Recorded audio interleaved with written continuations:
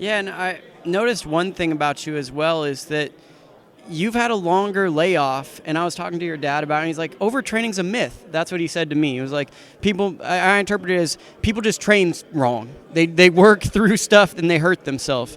So how have you managed not being in the ring? I tried to ask you at the Santa Cruz fight this.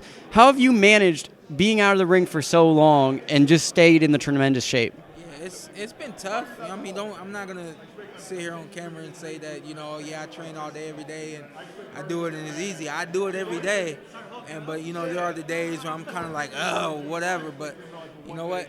It makes it worth it because when you get to this point where you're 7 weeks out from a fight and you know that you really got to get going, then you're already ahead of someone who hasn't been training and preparing and all that kind of thing, all those kind of things. So it's that kind of mindset that keeps me going when it does get hard and I don't have a fight coming up.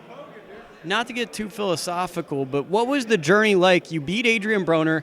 In many ways, this was supposed to be like a star-making performance, and then you see the guy come back. I was told that, and this is how it's supposed to be. When you beat, when you win, you're supposed to climb the ladder and go up or whatever. But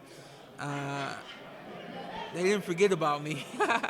They just didn't have anything to do with me, So I had to wait on Keith. Well, I mean, just as a fan of the sport and someone who covers it from time to time, I couldn't imagine being in your shoes because here it is, one of the biggest wins of your career. You outclass the guy, and then you just sit, and it's like your name kind of went stagnant for a little bit. You know what? I think I'm blessed in the fact that I never really thought about it like that, and the times that it was presented to me in that fashion that you just stated, I didn't really digest it the way that you just said it, So not having to really shed too much light on that and think about it, heavily. I just stayed in the gym and continued to train, looking forward to the next fight, So that's what makes it easy. It's I guess kind of blinding yourself from those kind of situations.